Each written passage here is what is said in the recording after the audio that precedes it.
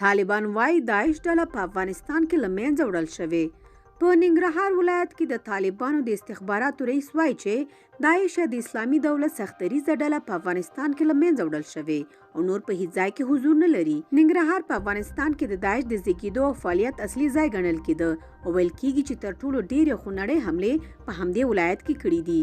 ډاکټر بشیر همدارز وویل چې د اسلامي دولت یا داعش ډله نور په افغانستان کې عملیات نه کوي، خو دا په داسې حال کې ده چې د ملګرو ملتونو په وروستي راپور کې ویل شوي چې دا تروریستي ډله په افغانستان کې فعاله ده او په وروستیو شپږو میاشتو کې د غړیو شمېر 2 برابر شوی دی.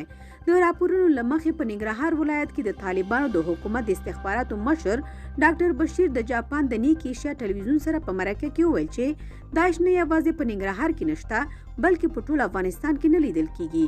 د په وینا داعش د افغانستان هیڅ ځای ته خطر نشي پیښولی.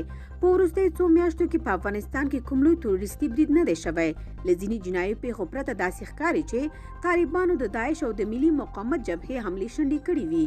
خو په همدې حال کې په منځني ختیځ کې د سینټکام یا د امریکا عمومي قومندان جنرال کینټ میکینزي په یوه مرکه کې ویلي دي چې د طالبانو له واک ته رسیدو وروسته امریکا له همدې ته ځیره ده چې څه پیښیږي.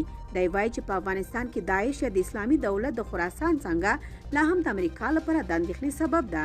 د جنرال میکینزي په وینا طالبان د داعش ملګري نه دي او په تیرو څو کلونو کې ورسره څو ځلې جګړه کړې، خو له دې سره داعش ډله لیواله ده چې په افغانستان کې حملو ته زور ورکړي. د ملګرو ملتونو د تحلیلي ملاتړ او د بندیزونو د څارنې ډلې په 29م راپور کې چې امنیت شورا ته وړاندې کړی د داعش د غړو شمېر په تیرو شپږو میاشتو کې 2 برابر شوی او دا ډله په روسیه کې له اسلامي دولت یا داعش څخه مالی ملاتړ ترلاسه کوي.